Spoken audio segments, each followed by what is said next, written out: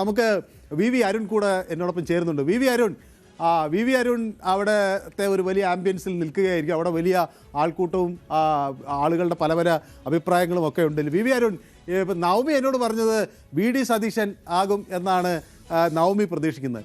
ലല്ലു രമേശ് ചെന്നിത്തലയുടെ പേരാണ് കൂടുതലും രമേശ് ചെന്നിത്തലയുടെ പേരാണ് പറയുന്നത്. വി അരുൺ എന്ത് തോന്നുന്നു? വി അരുൺ,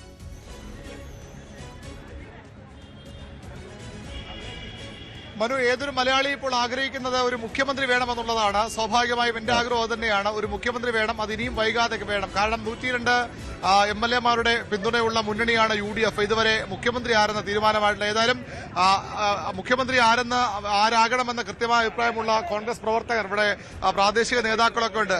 ഇന്ന് മുഖ്യമന്ത്രി വരുമോ? ആര് വരും? സതീശൻ സാർ തന്നെ വരണമെന്നാണ് ഞങ്ങളുടെയൊക്കെ ആഗ്രഹം. നമുക്ക് നല്ല ശുഭപ്രതീക്ഷയാണ്. ഏറ്റവും അനുയോജ്യമായി UDF-നെ ലീഡ് ചെയ്യാൻ പറ്റുന്ന നല്ലൊരു മുഖ്യമന്ത്രിയായിരിക്കും. അത് നമ്മുടെ ഹൈക്കമാൻഡ് ഉറപ്പായിട്ടും തീരുമാനിച്ചു. സതീശൻ വേണമെന്ന് പറഞ്ഞ പോലെ ധൈര്യമായിട്ട് പറയാനുള്ള ഇതില്ല. ധൈര്യത്തിന്റെ കുറവൊന്നുമില്ല. ഇത്രയും സീറ്റ് 102 സീറ്റ് നമ്മൾ ജയിച്ചില്ലേ, ഇതിൽ കൂടുതൽ എന്ത് വേണം നമുക്ക്? വരണമെന്നാണോ അല്ല അവിടെ നിന്ന് ചരട് വലിച്ച ആൾ വരണോ? ഇവിടെ UDF-ന് അനുകൂലമായിട്ടുള്ള ഒരു സാഹചര്യമാണ് ഉള്ളത്. UDF-ന്റെ ഏറ്റവും അനുയോജ്യനായിട്ടുള്ള നമ്മുടെ എല്ലാവരെയും ഒരുമിച്ച് കോർഡിനേറ്റ് ചെയ്യാൻ പറ്റുന്ന ഏറ്റവും നല്ലൊരു കാൻഡിഡേറ്റ് ആയിരുന്നു.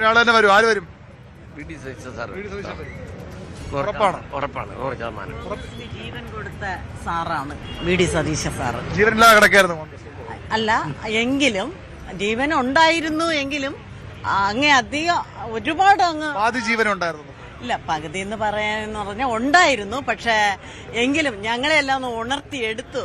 അങ്ങനെ ജനങ്ങളെല്ലാം ഉണർത്തിയെടുത്ത് ജനങ്ങളിലോട്ട് കൊണ്ടുവന്നു നമുക്കൊരു നല്ലൊരു സർക്കാർ ഉണ്ടാവുമെന്ന് നമുക്ക് ഉറപ്പായിട്ട് അറിയായിരുന്നു. അതിന് യോഗ്യ എന്തായാലും വി സതീശൻ സാർ.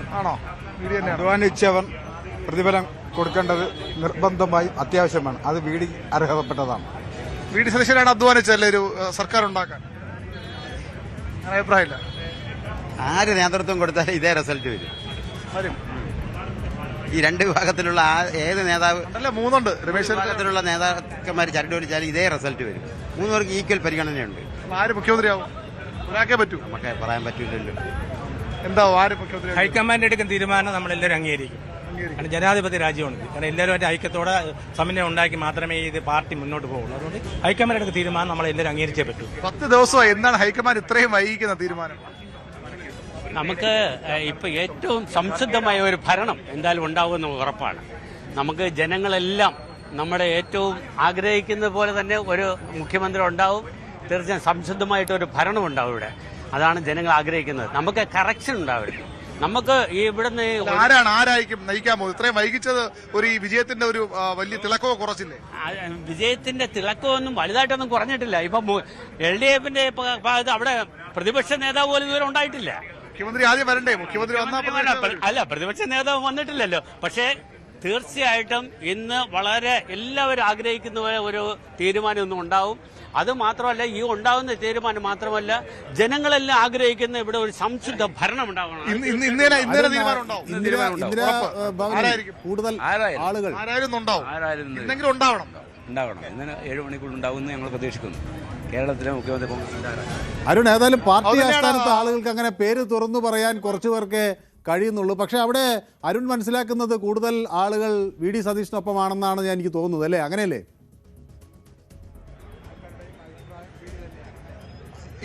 ഇന്ന് കരുതാൻ. കാരണം കഴിഞ്ഞ ശനിയാഴ്ച ഞാൻ ഇവിടെ ഏതാണ്ട് ഇതേ സമയം വന്നിരുന്നു. വലിയ ആൾക്കൂട്ടമായിരുന്നു. ഏതാണ്ട് 6:00 കൂടി മുഖ്യമന്ത്രി പ്രഖ്യാപിക്കുമെന്ന സൂചനകൾ അന്ന് വന്നിരുന്നു.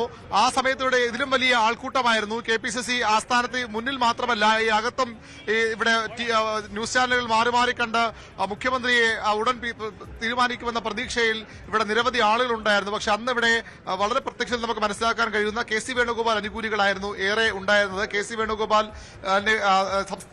സംസ്ഥാനത്തെ കോൺഗ്രസിലെ പ്രധാനപ്പെട്ട നേതാക്കൾ, കോൺഗ്രസിന്റെ സംഘടന, കേരളത്തിലെ സംഘടനാ ജനറൽ സെക്രട്ടറി അടക്കമുള്ള നേതാക്കൾ, അദ്ദേഹം KC വേണുഗോപാൽ അനുകൂലിയാണ്. അത്തരത്തിൽ പ്രധാനപ്പെട്ട നേതാക്കളൊക്കെ ഇവിടെ ഉണ്ടായിരുന്നു വന്ന് അവരൊക്കെ ഉടൻ പ്രഖ്യാപനം വരുമെന്ന പ്രതീക്ഷയിൽ KC വേണുഗോപാലിന് വേണ്ടി ആർപ്പ് വിളിക്കാൻ കാത്തിരുന്നവരാണ്. ഒരു വേള അവർ കേക്കും ലഡുവും ഒക്കെയായി ഇവിടെ എത്തി ആഘോഷിക്കാൻ, മധുരം വിതരണം ചെയ്യാൻ കാത്തിരുന്നു. വലിയൊരു ആൾക്കൂട്ടം ഈ ഭാഗത്ത്, ഞാൻ നിൽക്കുന്ന KPCC ഓഫീസിന്റെ ഈ വരാന്തയിൽ, ഇവിടെ TV ചാനലുകൾ TV ഒക്കെ വച്ചിരിക്കുന്ന ഈ ഭാഗത്ത് നിരവധി ആളുകൾ ഉണ്ടായിരുന്നു. പക്ഷേ ഇന്ന് അത്തരമൊരു ആൾക്കൂട്ടം ഇവിടെയില്ല. അന്ന് ഉണ്ടായിരുന്ന ആൾക്കൂട്ടത്തിലെ കൂടുതൽ പേരും, ഏതാണ്ട് 90% KC വേണുഗോപാൽ അനുകൂലിക്കുന്നവരായിരുന്നു. അത്തരത്തിലൊരു ആൾക്കൂട്ടം ഇവിടെ ഇല്ല എന്നതുകൂടി നമ്മൾ ശ്രദ്ധിക്കേണ്ടതാണ്. ഒരുപക്ഷെ തീരുമാനം വന്ന ശേഷം ഇങ്ങോട്ട് വരാമെന്ന് തീരുമാനിച്ചിരിക്കുന്നവരാകാം, അല്ലെങ്കിൽ മറ്റേതൊരു സ്ഥലത്ത് സംഘടിച്ചിട്ടുണ്ടാകാം. പക്ഷേ ഇന്ന് ആ ഒരു ടീം ഇവിടെ ഇല്ല. പകരം കൂടുതൽ VD സതീശൻ അനുകൂലിക്കുന്ന ആളുകൾ ഇവിടെ എത്തിയിട്ടുണ്ട്. പലരും നേരത്തെ മനു കേട്ടതുപോലെ ആര് മുഖ്യമന്ത്രിയാകണമെന്ന് തുറന്നു പറയാൻ മടിയുള്ള, യഥാർത്ഥ കോൺഗ്രസ് വികാരം ഉൾക്കൊള്ളുന്ന പ്രവർത്തകർ ആര് വന്നാലും ഒരു സംശുദ്ധ ഭരണമുണ്ടാകണം, അഴിമതിരഹിത ഭരണമുണ്ടാകണം, അതിനുള്ള മാൻഡേറ്റാണ് ജനം നൽകിയത്. അതുകൊണ്ട് തന്നെ അത്തരമൊരു ഭരണമുണ്ടാകുന്ന പ്രതീക്ഷയോടുകൂടി ഹൈക്കമാൻഡ് തീരുമാനത്തിന് കാതോർത്തിരിക്കുന്ന, ഹൈക്കമാൻഡ് തീരുമാനത്തെ പ്രതീക്ഷയോടെ കാത്തിരിക്കുന്ന കോൺഗ്രസ് പ്രവർത്തകരാണ് ഈ KPC ആസ്ഥാനത്ത് ഇപ്പോൾ ഉള്ളത്. ഒരുപക്ഷെ ഇനിയുള്ള സമയം കൂടുതൽ ആളുകൾ ഇവിടേക്ക് എത്തിയേക്കാം. ഏതായാലും വലിയ പ്രതീക്ഷയാണ്, വലിയ ആകാംക്ഷയാണ് ഇവിടെയും. 3 ക്യാമ്പും ഇപ്പോഴും സജീവ പ്രതീക്ഷയിലാണ്. എല്ലായിടത്തും ആൾക്കൂട്ടമാണ്. എല്ലാവർക്കും മുഖ്യമന്ത്രി ആര് എന്ന് അറിയണം എന്നൊരു ആകാംക്ഷയുണ്ട്. VV അരുണും എനിക്ക് തോന്നുന്നത് അവിടെ നിൽക്കുന്നത് കൊണ്ടാണ് പേര് ആരെയാണ് പിന്തുണയ്ക്കുന്നത്, അല്ലെങ്കിൽ ആര് വരും എന്ന് പ്രതീക്ഷിക്കുന്നതിനെ കുറിച്ച് തുറന്നു പറയാൻ അരുണിനും ഒരു ചെറിയ ആശങ്കയുണ്ട്. കാരണം പല നേതാക്കളെ അനുകൂലിക്കുന്ന ആളുകൾ അവിടെ ഉണ്ടല്ലോ. അപ്പോൾ ലല്ലു, അതാണ്. ഏതായാലും തിരുവനന്തപുരത്ത് വഴുതക്കാടുള്ള രമേശ് ചെന്നിത്തലയുടെ വീട്ടിലും ഇതുപോലെ വലിയ ആൾക്കൂട്ടമുണ്ട്. കോൺഗ്രസ് പ്രവർത്തകർ അവിടെ എത്തുന്നുണ്ട്.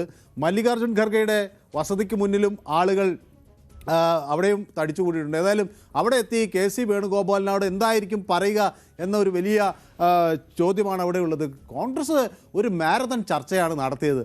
എല്ലാ ഘട്ടത്തിലും എല്ലാ ആളുകളുടെയും അഭിപ്രായങ്ങൾ ആരായുന്ന ഒരു വിവരം നമുക്ക് കാണാൻ കഴിഞ്ഞു. ആദ്യഘട്ടങ്ങളിൽ അത് ഈ ക്ലെയിം ഉന്നയിക്കുന്ന ആളുകളാണെങ്കിൽ, പിന്നീട് കേരളത്തിലെ മുൻ കോൺഗ്രസ് നേതാക്കൾ, KPCC പ്രസിഡന്റിൻ്റെ, മുൻ KPCC പ്രസിഡന്റുമാരുടെ, വൈസ് പ്രസിഡന്റുമാരുടെ, അതുപോലെ കേരളത്തിലെ എല്ലാ പ്രമുഖ നേതാക്കളുടെയും ഒക്കെ അഭിപ്രായം ആരാഞ്ഞു. പക്ഷേ കോൺഗ്രസിൻ്റെ ശൈലി ഒരു വശത്ത് നമ്മൾ നോക്കുമ്പോൾ ഈ അടുത്ത കാലത്തൊക്കെ കണ്ടിട്ടുള്ളത് ഭൂരിപക്ഷം MLA-മാരുടെ പിന്തുണയുള്ള ആൾക്ക് കൊടുക്കുക എന്നുള്ളതാണ്. അപ്പോൾ ലല്ലു പറഞ്ഞ ഒരു കാര്യം അവിടെ പ്രസക്തമാണ്. ഒരുപക്ഷെ ഇങ്ങനെ ഒരു വലിയ തർക്കം നിൽക്കുമ്പോൾ ഒരുപക്ഷെ ഒരു കോംപ്രമൈസ് കാൻഡിഡേറ്റ് എന്ന നിലയിൽ ഒരുപക്ഷെ രമേശ് ചെന്നിത്തലയുടെ പേര് വരാം. പക്ഷേ കേരളത്തിലെ വലിയ ഒരു വിഭാഗം കോൺഗ്രസ് പ്രവർത്തകർ നടത്തിയ രോഷപ്രകടനങ്ങൾ കൊണ്ട് ഒരുപക്ഷെ VD സതീശന് അനുകൂലമായൊരു നിലപാടുണ്ടായേക്കാം. അല്ല, MLA-മാരുടെ മാത്രം കണക്ക് നോക്കുകയാണെങ്കിൽ അത് ഒടുവിൽ നറുക്ക് വീഴാൻ പോകുന്നത് KCക്കായിരിക്കും എന്നാണ് ഞാൻ മനസ്സിലാക്കുന്നത്. കൂടുതൽ വാർത്തകൾക്ക് News 18 Keralam YouTube channel subscribe ചെയ്യുക.